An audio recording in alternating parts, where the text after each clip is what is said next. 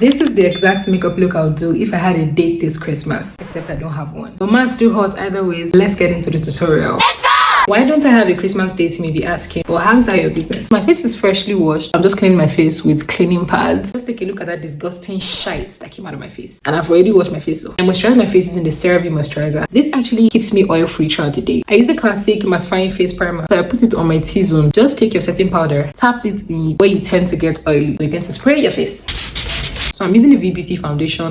Why is this foundation coming out like shit? I put foundation everywhere except for my under eyes. Your bronzer is going to go on your cheek. I want to do an orange blush. I use my fingers to apply it. I put it on the eye cheeks of my face because I want my face to be lifted. You know that guy on TikTok that says, big fluffy brush for your blush? I can't remember what he says, but it's so funny. I think his name is Gode. He's going to use a big fluffy brush like Gode says. This looks actually beautiful. You see how that synced into my face?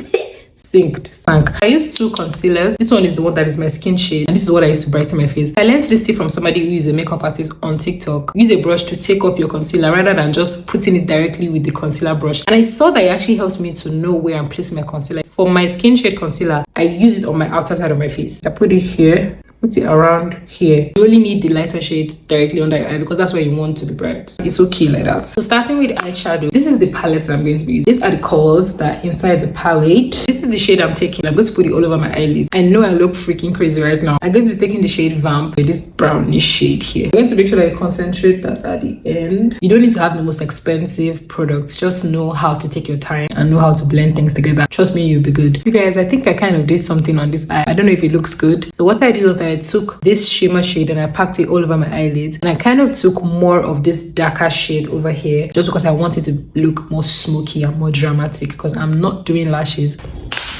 This is what I used to blend my concealer. I used a damp powder puff. I used my setting spray to damp it up. Also, I used a setting spray to spray down my face to make my makeup bulletproof, literally. It's time for powders. For my powders, I go ahead with my pressed powders from V-Beauty. All my makeup products are Nigerian products, and trust me, my makeup eats. I'm firstly going to go ahead and blend your under eye again because you don't want to set any creases that are already formed. I push my powder in, mix the maroon and the dark chocolate shade just because I do not have a bronzer powder yet. I'm going to be using the CPD blush palette, and I'm going to be using